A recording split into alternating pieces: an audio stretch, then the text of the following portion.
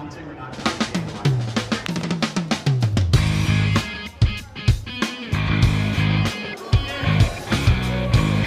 live. Very clear with folks, events. Everyone is turning out with the same message that we've seen authoritarian excess and corruption in the Trump administration. We're watching them crack down on free speech, detaining people for political positions, and that's just not what America is.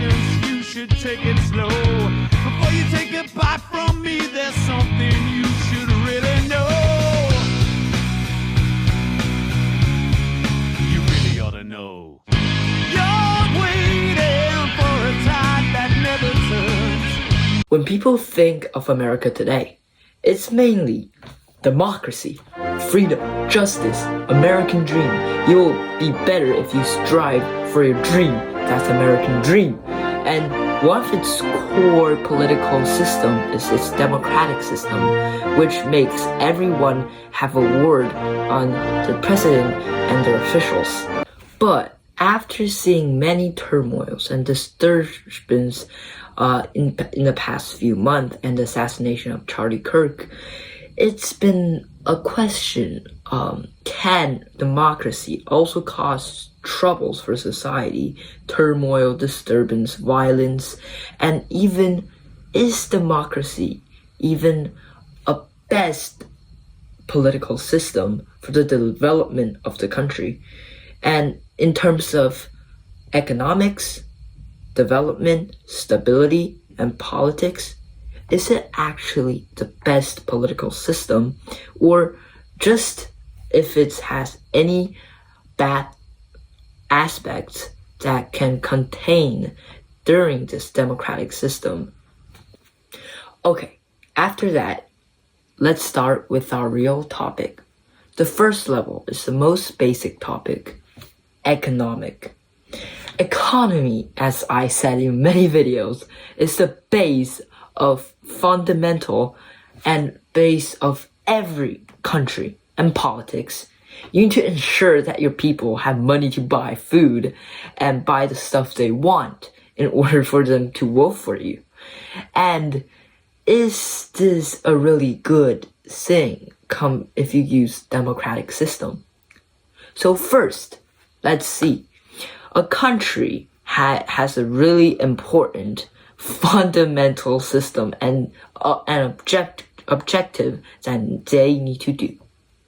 Taxes. Okay, this is the most basic level that a government can do to economy, but I can tell you something about taxes. For example, if you're electing official about taxation or a president that's fixing economic issues, they said that they want to raise the tax rate. Will you, as an individual or a family, vote for him or her? I think the question is really without doubt, no. Because you don't want to spend money yourself and just put it into the economy. And you don't need to feel guilty for that. It's just human instinct is their own aspect of humans. You want to keep the money to yourself. But to the countrywide, if when a country is in a very severe crisis, they need more taxes. But it's almost impossible to do that in a democratic nation. It could be bad. It creates a check and balance for the economic system, but it also puts a limit when government need to take really vital actions to preserve the economy and to strive it, or it will literally fall. So we made the central bank to do that. But economically, it's almost impossible for a democratic elected president to make a super long plan for a country, because at maximum, the president can only be president for 8 years. And if you do bad in short term, you'll get re-elected. You'll not be the president anymore. So you'll only do the policies that's good in short terms rather than long term. In some cases, some projects or plans for economy could be in short terms, or the president wants to make some long-term plan to actually benefit America. And even though if the governors want to do it, or the officials want to do it, there could be a lot of potential resistance from the society, some random groups, some random group of people who always resist everything. And because everybody have a word on what they want to do, you could face so much potential under the water resistance from the society, and it could cause a lot of troubles during the way. For example, we'll take another example from England, which is another democratic and free country. So, you can see they have a project since 16 years ago on building a high-speed railway. 16 years ago. And it didn't even get built till today, and it got canceled after investing billions of dollars into that railway. What happened is there are so many resistance, like recyclists and environmental protection groups saying you're cutting trees down, or archaeologists said there are artifacts in the way of this whole railroad, or even some gender-neutral community said that it's a Y railway. Is that implying that there are only two genders on this earth? And it is actually true. So, this could cause a lot of trouble for a government to actually build projects and plans in the long terms. It could be causing super large issues if they want to make a policy, make a long-term plan, or just make a regular economic policies. For example, lowering interest rate for the big corps during the 2008 financial crisis. Many people see that as an increment to inequality in America. But to be real, if the government didn't fund the trillions of dollars into the stock market and the financial market, the whole American economy will fall from a recession to even a depression. So it could cause a lot of social issues, and it could make the government super slow on acting really vital and time to time really fast decisions. So it could cause a lot of troubles for the economy and the economic policy to act like precisely and correctly and without any disruption from the crowd who didn't know that much about deep finance economics. Let's get into the second issue that I thought about American democracy. Votes over political achievements. This is a really weird question because most people think that your votes very 99% match with your political achievement, because that's why people vote for you. You did a good job in the past. You did a good job. I think you can do a good job again as the president, or as an official, or as a Senate leader, or as a senator, or as a House of Representatives. It should be based on political achievements or any other achievements. But in real life today, in modern day, it could be different, as both parties, the Democrats and the Republicans, want to get more votes over getting more political achievement that's actually beneficial for America. And they're using medias to do that.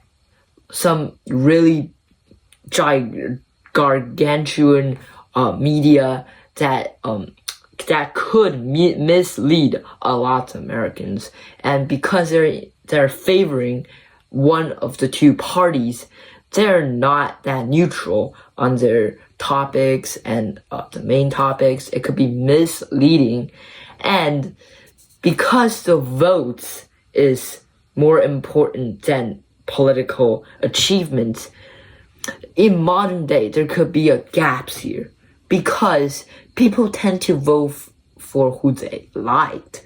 Like, they could vote for someone who didn't do as much politically, but you think they can do a good job because they have an ideology or a policy that they talked about that matches your idea. For example, this election, Donald Trump, he was already the president, but before he already was the president, he was pretty much an actor and a billionaire. But he still became a president. He has experience with business, and many people liked his personality, and they think that he could do a good job. So that created a lot of space for propagation or propaganda. It's not propaganda because it's mostly used in dictatorship countries to propagate their own candidates. So, if the votes is more important than political achievement, then the main objective of a candidate is straight up going to the political votes instead of political achievements. You may think, wait, what? Your political votes literally relate to your political achievements, and you're right. But if something risks people reputation and decreases, they could literally decrease their political achievements to get more votes, to get more reputation, because their vote directly depends on their reputation, and all of their job really depends on political achievements, but depends on their political reputation. For example, a really case that could be controversial, when during 9/11 that just passed during a few days ago, really sad day, but during that time, why didn't the eastern part of the United States, there's a whole army group, they could send planes to hit down the hijacked plane before it crashed to the tower, or to the Pentagon at least. But why didn't they do that? So, if you personally killed those people, that's your fault. You're taking responsibility for that 100 or 200 lives on the plane. But if it crashed to the tower, you still have some responsibility. But it's not as much if you send a plane personally and hit that plane down. Every people hates you personally rather seeing your political achievements. Or I'll take another example. For example, if you are making taxes higher, personally, if I'm a civilian, I'll hate you too because I need to pay more taxes. But to a nation or a whole country, it could be beneficial. It could lower the debt.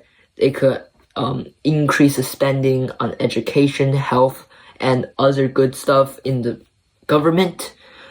But that's not really beneficial for my votes. And people will just get me down.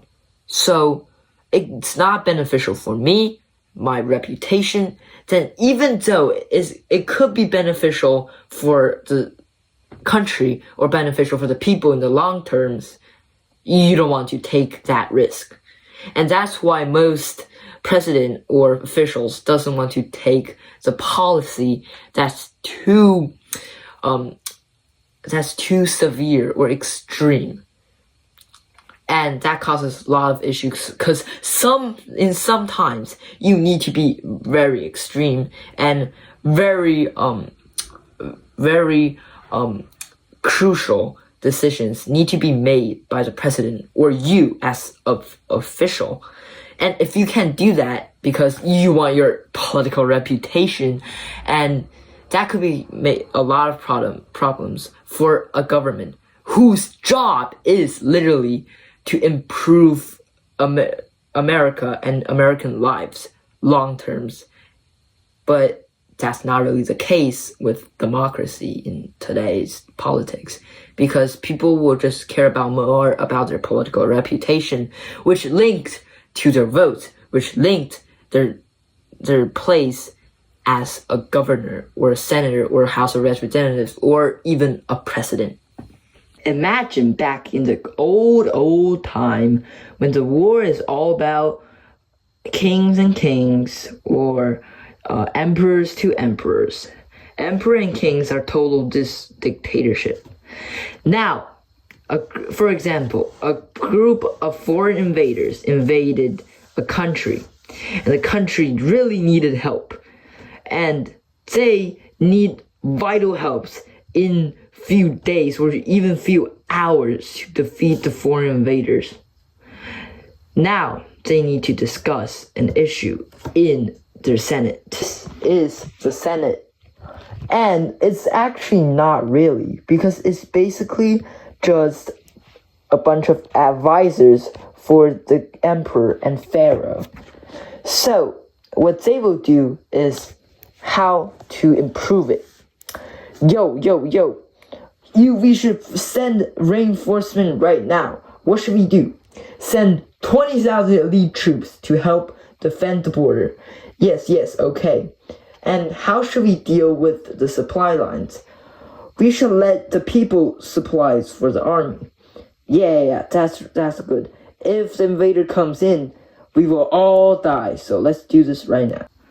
The reinforcement finally came, and the army finally defeated the invaders, and they succeed. Now, let's reform the case if it's a democratic society and nation. The delegation on the reinforcement on the border incident. What should we do? Let's present a 12-hour presentation on this issue and how should we fix it. I think in 12-hour speech, I think we should send few thousand soldiers to the battleground, and we shouldn't send that elite troops because we need to defend our other part of the nation. And how should we deal with supplies? I suggest that we should just let the people supply the army. No! Why should you do that? Why should the army and the people pays for our nation's war? What should we do? We cannot do anything. Okay, now, just say if we want people to pay for our war, they will not vote for us again. And it's bad for our political reputation. Oh, right. So you basically want our country to die. No. I want to send a few troops there, so we will win, but we will still get political reputation. It's not our fault, but yeah, we should not do that because we'll lose reputation. Yeah, you're right. Let's just send a few thousand troops and let them find foods themselves. Yeah, let's go. I defeated them, and wait, why haven't they sent any reinforcement after 12 hours of fighting? Oh no, there's some reinforcement. Oh, what the hell now? Why are there so many troops? And we're starved for like the whole way. I cannot even fight. We won! This is an example if the democratic government how democratic government acts slowly on severe cases. This is just an abnormal and simple example of the case, but it shows that how democracy can lack the needed parts as a government when pushing for policies and vital decisions.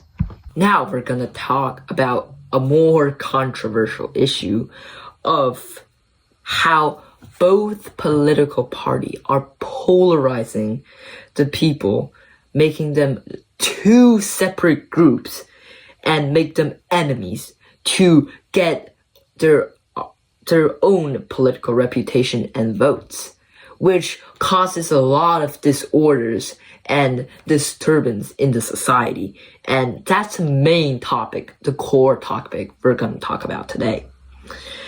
As you can see, many people supports either your family member, your friend supports one of the presidential candidates, no matter what age, what group, what gender, what race you are. That's just an aspect of American democracy, right? So, these two parties want to compete with each other. And they're absolute enemies in America because there are only two parties that's really gonna be elected. So, these parties want to get all the different kind of ideas and condense them together into one and make it as the main ideology for the party to win the election. So, as you can see in the past two elections, the cases, in my opinion, is actually getting more severe because there are many times that a person or a candidate are just polarizing the public opinions. Like, for example, the LGBTQ issue. I'll not really call it an issue. It's just a controversial topic amongst these two parties. It doesn't really matter with economics and global achievements and politics, but it does because people are talking about that and really many people cares about this controversial topic.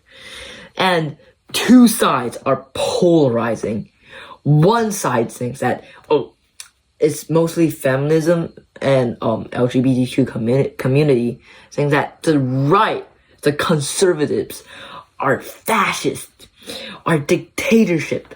You got in charge with more than 50% of electoral votes. It's a scam. It's not right. It's injustice. It's not just, I need to impeach you. Because as time goes on, the votes are pretty even, which means more people are gonna disagree with your idea when you're in charge. What's gonna happen is the opposing party who lost, no matter it's Democrats or Republicans, wants to cause some issues for the parties that's controlling the government right now. So, the candidates that's controlling government will face a lot of issues during pushing the policies, pushing their ideologies, even just basically walking on the street, spreading their idea could be assassinated. Like Charlie Kirk. He got assassinated because he expressed too much emotions of his opinions and supported Trump. And the assassination of Charlie Kirk shows that the competition and the rivalries of these two parties can really cause more disorders and disturbance to the society. And that's what I'm really scared of, because if that situation gets worsened, then America will be literally split on two ideologies, and almost every time, 49% of people follows 51% of other people, which means that the whole country is kind of divided. It's just based on luck on how they do their policies. They don't only cares about what's their party's ideology and protect them, but nobody really thought about, is it actually right at that point? Because if you're a Democrat or a Republican, it's almost impossible for you to see the content or any information from the other side, which made a lot of issues. If you want to make a fair democracy, and you really want to collect everybody's idea, but if you always have 49% people disagree with you, that doesn't mean you are successful in agreeing this whole argument. So, for my suggestion, I think America is almost impossible, but I think if both parties stop polarizing the people and the voters in America and made them more neutral and actually look at the fact, not just what they saw on YouTube, TikTok, and Instagram, that would be much better.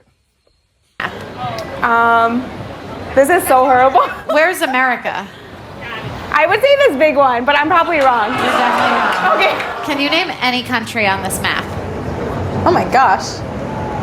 Shouldn't I be taught this in school? I don't really think the people who don't even know where America is can make a right vote on major political issues, right? The last thing I'm gonna talk about is the risk of a democratic election and a democratic government turns into an oligarchy or a plutocracy society.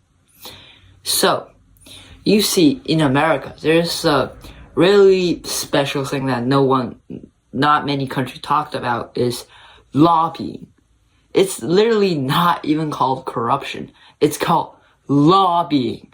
You can use money to support a senator or House of Representatives to make him or her vote for your decision or your supported policy. This could deliver the message of big corporations' ideas to the government and make the government make the policy that benefits them. But there's a really important issue. Sometimes it could turn this whole democratic election to a battle of who can get more funds and money. For example, in a presidential election, you need to propagate and push yourself to the public to get more votes. Now, you probably need news, advertisements, or any kind of aspect that can propagate you. But every single one of them requires money, which means that you could just want to get more money to propagate you. You could get lobbied by some big corporations who will fund your election. This could cause a lot of issues, since those big corporations can have more and more power in politics, and it could affect the life of American people when the government is only thinking about the benefits of the large corporations, rather putting the American people at first place. It could be causing a lot of issues, because if big corporations get more political power, then big corporations isn't controlled by the government morally, ethically, or even lawfully. So they could do anything they want to harm the people, using the policies they supported. So it could be a lot of issues at the end. In conclusion, democracy is a system where you can collect everybody's thought and you can check and balance so no governor or even a president can do super bad thing to the people. It's a check and balance system and you can hear the voice from the people. But during this process, there could be a lot of errors and people don't only want the benefit of others. They will always put the benefits of themselves first. This is not something to be guilty of because that's what human is. That's our instincts. But this system could cause a lot of trouble when you're trying to pushing policy or getting an election in real-time politics. So it could be a lot of issue. So, in conclusion, democracy is good. But during the process, democracy, it could be bad too.